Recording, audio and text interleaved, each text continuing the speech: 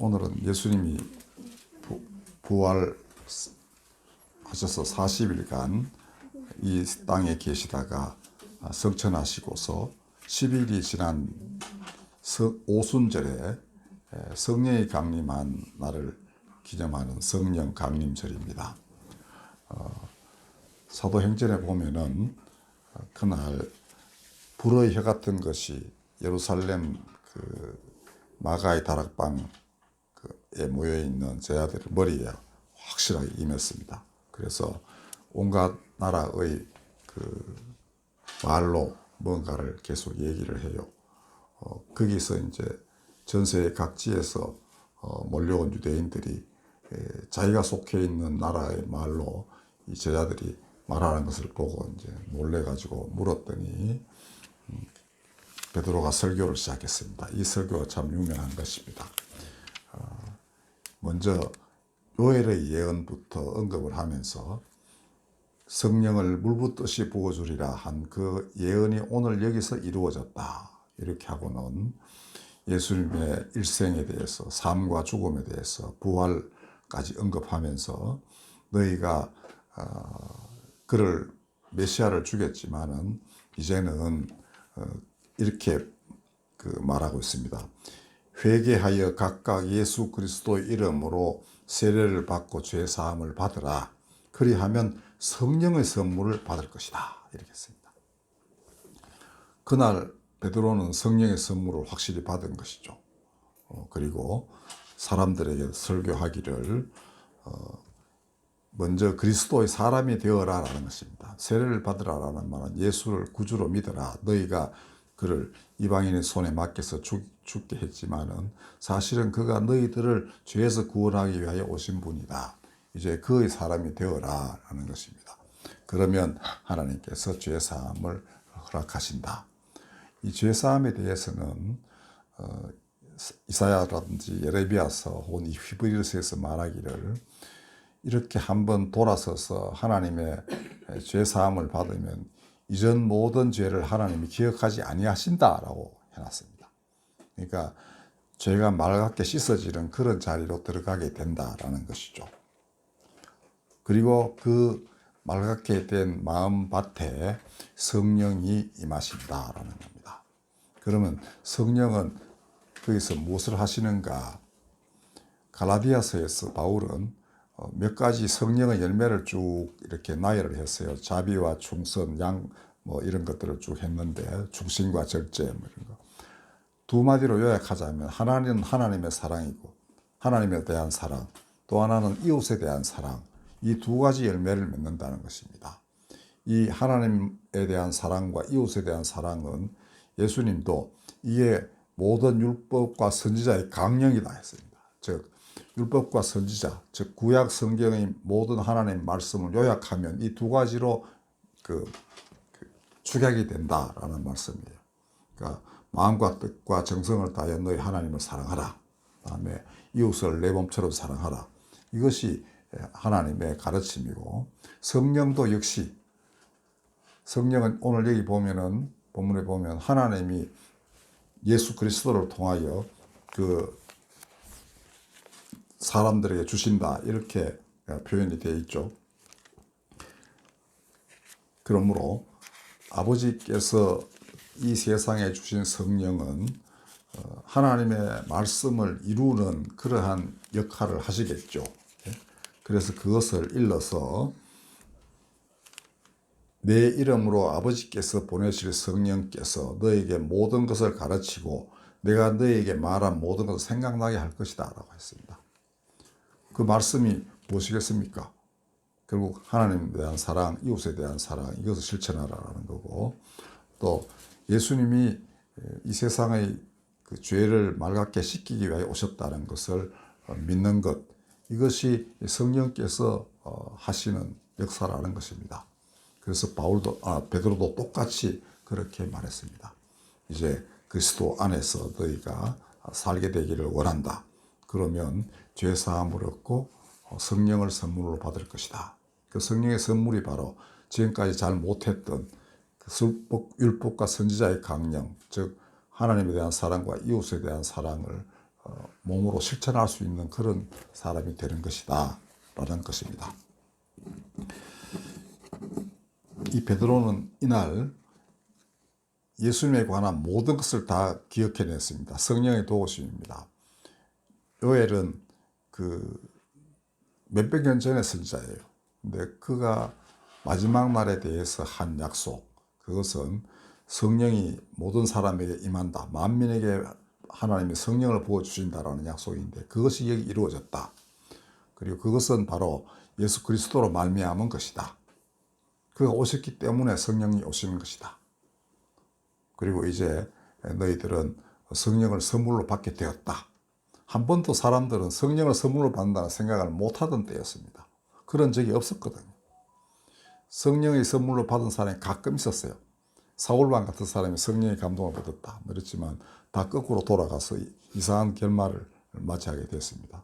여기서는 진정으로 성령의 선물을 받은 사람은 어떻게 되느냐. 그 다음에 사람들은 3,000명이나 이렇게 늘어나게 되고 서로 이웃과 서로 물건을 서로 통용하면서 공용하면서 정말 종말론적인 공동체의 삶을 그렇게 살아가게 됐습니다. 한 번도 있어 보지 아니한 그러한 유무상통하는 그런 공동체가 탄생되게 된 것이었습니다. 자, 그러면 오늘 이 성령께서는 우리들에게 무슨 말씀을 생각나게 하실까? 우선 예수께서 다시 오신다는 그 말씀을 생각나게 하실 것입니다. 그리고 그분이 어떤 일을 하실까에 대해서도 생각을 나게 하시는데 베드로가 요엘의 예언을 기억해냈듯이 오늘의 우리도 구약 성경의 많은 것들을 다시 기억해내야만 합니다. 제가 오늘 아침에 느낀 것은 여로보암 사건입니다. 여로보암이 누구냐 하면은 솔로몬이 죽기 직전에 많은 이제 이방 신들을 성전에 끌어들임으로 말미암아 하나님이 별로 탐탁지 않게 생각하시게 됐어요. 그리고 아들도 이제 이 자기 또래 젊은이들을 데리고 좀 방탕하게 멋대로 사는 그런 아들이었는데 야가 이제 임금이 될 판이었습니다. 그래서 하나님이 아주 괜찮은 사람이었어요. 여로보암 다윗 휘하의 사람인데 그에게 열지파를 떼어준다는 약속을 아히야 선지자를 통해서 하시게 돼요. 그리고 솔로몬 사후에 북쪽 사람들이 그게 열지파입니다. 여로보암에게 와가지고 우리에게 가했던 가혹한 어떤 부담을 좀 줄여주면 우리가 계속 왕으로 섬기겠습니다 하는데 이 르호보암 아들이 르호보암입니다. 르호보암은 자기 또래 친구들 말을 듣고 이제 거부를 해요. 장로들은 그러지 마시고 그 말 들으세요 이렇게 하지만 젊은이들 말에 넘어가가지고 결국은 북쪽 사람들이 우리는 다른 왕 세우겠다 하고는 가버렸습니다. 그래서 그들이 세운 왕이 바로 여로보암이에요. 여로보암은 괜찮은 사람이었지만은 하다 보니까 예루살렘이 중심이란 말이에요. 그럼 자기 이제 북왕국 사람들이 예루살렘에 가서 예배 드리다 보면 자꾸 르호보암 수하러 갈 것 같아죠. 그러니까 자기 영역에서 따로 이제 예배당도 세우고 뭐 제사장도 임명하고 이렇게 했는데 그게 하나님 보시기에 아주 안 좋은 것이었습니다. 즉 자기 멋대로 하나님을 경배하는 이런 일이 벌어지게 된 것이죠. 그 정치도 좀 엉망진창이었습니다. 그래서 결국은 아들이 병들고 뭐 그런 연유로 해서 옛날 자기를 세워주었던 아히야 선지자에게 아내를 보내가지고 우리 운명이 어떻게 될지 물어봅니다. 수입은 쏘여 갔지만 아히야는 눈이 멀었지만 금방 알아채요. 그리고는 그 일족이 전부 멸족당할 것이라고 예언을 합니다. 선지자의 마음이라는 게 참 아픈 거죠. 자기가 하나님 명을 받아가지고 왕으로 세워서 일하는 사람이 잘 돼가지고 하나님의 영광을 돌리면 얼마나 좋겠습니까만은 이 하나님께 영광을 돌리기를 그냥 이제 하나님이 내 짐으로서 목숨까지 잃고 그뿐 아니라 모든 가족들이 다 그런 징벌을 받게 되었으니 마음이 아프죠. 그렇지만 어쩔 수 없습니다. 단 한 사람 그때 병들었던 아들만은 마음이 되게 선하고 여호와의 하나 마음에 품고 있는 사람이어서 그 사람만 온전하게 시신이 보존되고 목에 묻히게 돼요. 나머지는 두 번째 그 다음 왕 이렇게 일어나고 두 번째 왕인가 그 시절에 일족이 어떤 연유로 인해서 멸족을 당하게 됩니다. 그러니까 그 예언이 실제로 이루어졌던 것이죠. 그리고 열왕기를 쓴 저자는 표현하기를 한마디로 주께서 하신 말씀과 같이 되었다라고 기사를 전해요. 그렇게 해서 사태는 종결이 됐습니다. 만약 오늘의 현존 인류가 여로보암처럼 산다면 결과가 어떻겠습니까? 하나님이 이미 여로보암을 통해서 많은 걸 보여주셨습니다. 여로보암은 괜찮은 사람이었어요. 그러나 중간에 마음이 변하면 엉뚱한 길을 가게 돼요. 솔로몬도 그 비슷했죠. 그러면은 여로보암에게 임했던 멸족이라는 그 불행한 사태 같은 대재앙이 이 지구상의 전체 한 사람도 벗어날 수 없는 그런 대재앙이 지구상에 임할 수도 있겠죠. 그런 가능성이 굉장히 크고 그런 또 징조도 들어 보입니다.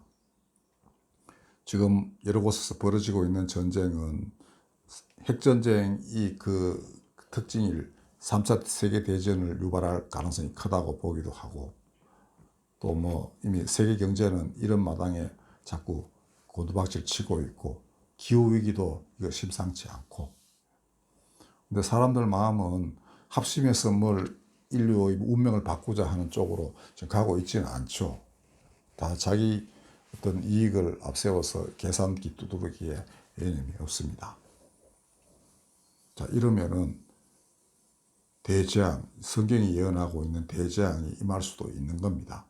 원래 그런 예언은 이런 게 임할 수 있으니까 조심해라. 그러면 피해갈 수 있다. 이런 의미에서 그런 예언이 있는 거예요. 예언은 원래 그런 겁니다. 꼭 반드시 이루어지는 일을 미리 말한 것이 아니고 너희가 이렇게 행동하면 이런 결과가 나오니까 조심해라. 그 말은 뭐죠? 마음을 돌이키면은 일어나지 않는다라는 그런 게 바로 예언입니다.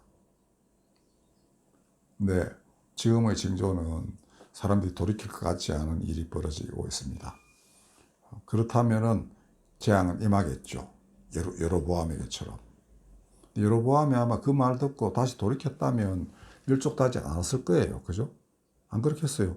돌아서서 원래의 사람, 하나님 세우신 사람으로서 일을 한다면 그걸 파멸시켜야 할 이유가 하나도 없는 것이죠.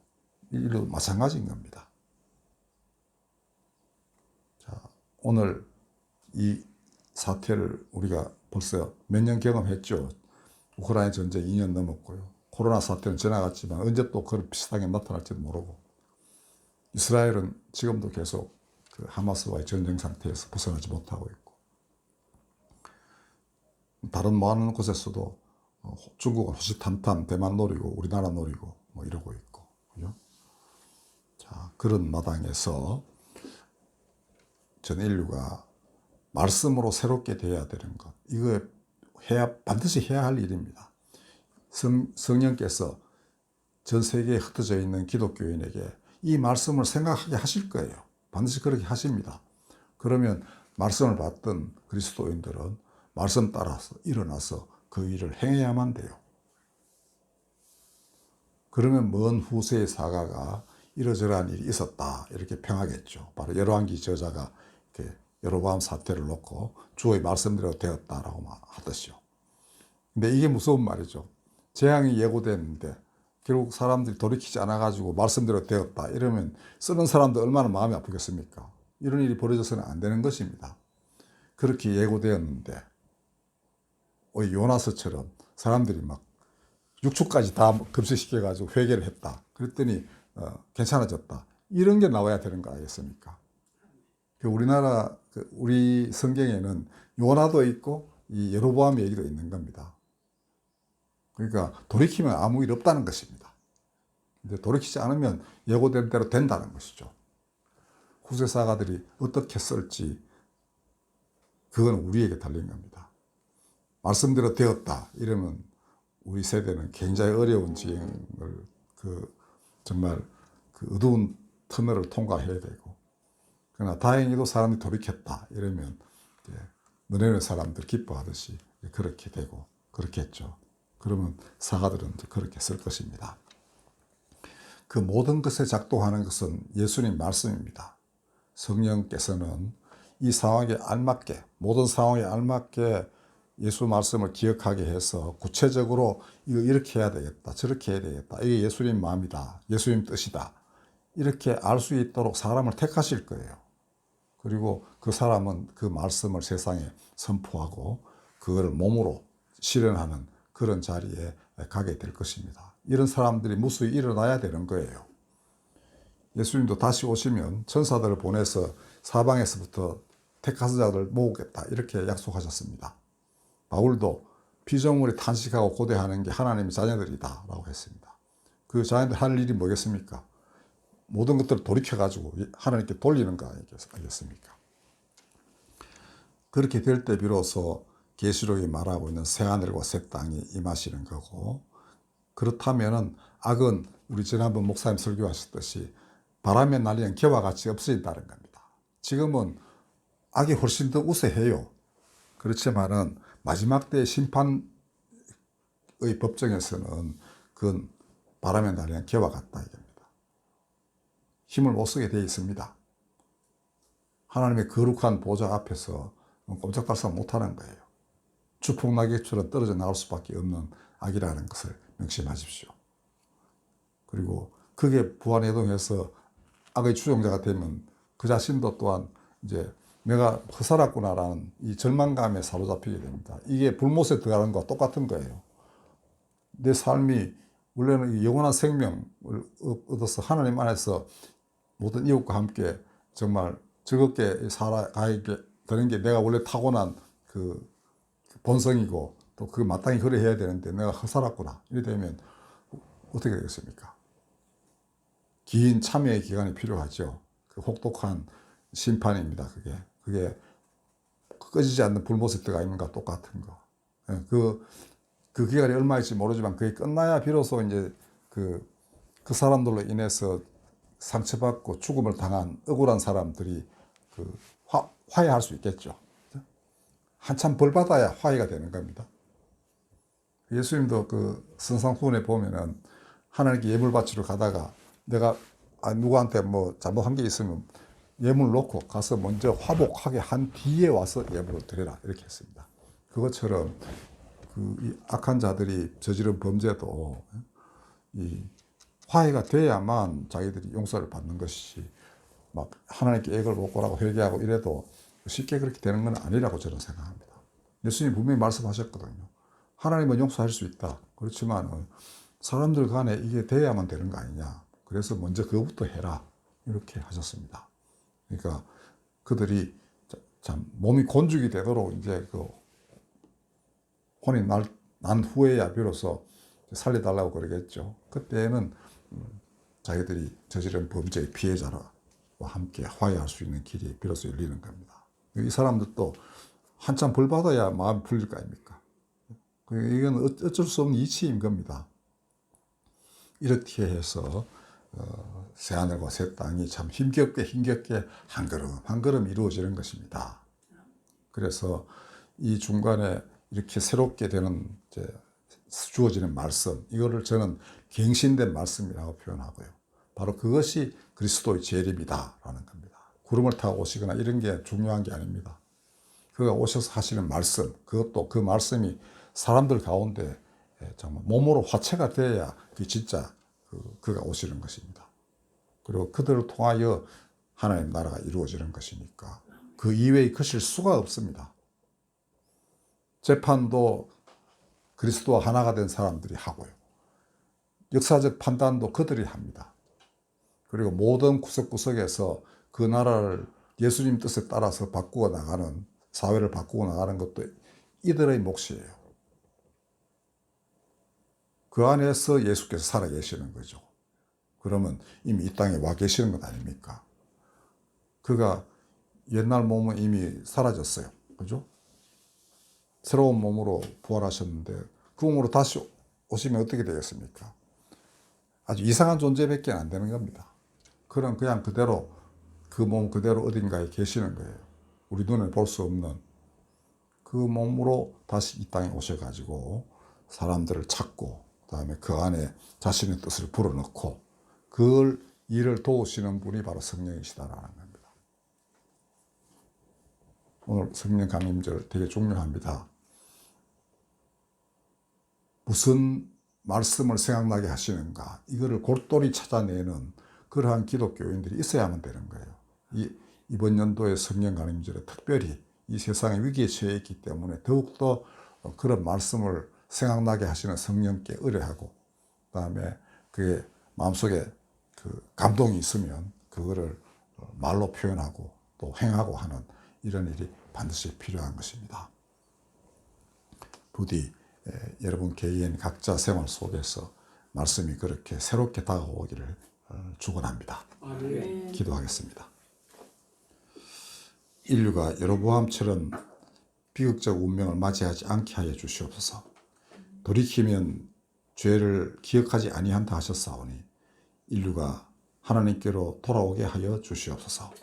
성령이시여 다 하실 것을 믿나이다. 예수님 살아계셔서 하셨던 모든 말씀, 죽음과 부활을 통해서 드러내셨던 하나님의 영광, 그 모든 것이 사람들에게 진실로 빛이 되어 자리 잡게 하여 주시옵고 그럼으로써 예수께서 진실로 천상천하 모든 것을 통일하는 그러한 자리에 서시게 되기를 원합니다. 그러지 않고서는 인류가 살아날 길이 없사오니 하나님 아버지의 뜻을 반드시 이루어 주시옵소서. 예수님의 이름으로 기도하였습니다. 찬송가 190장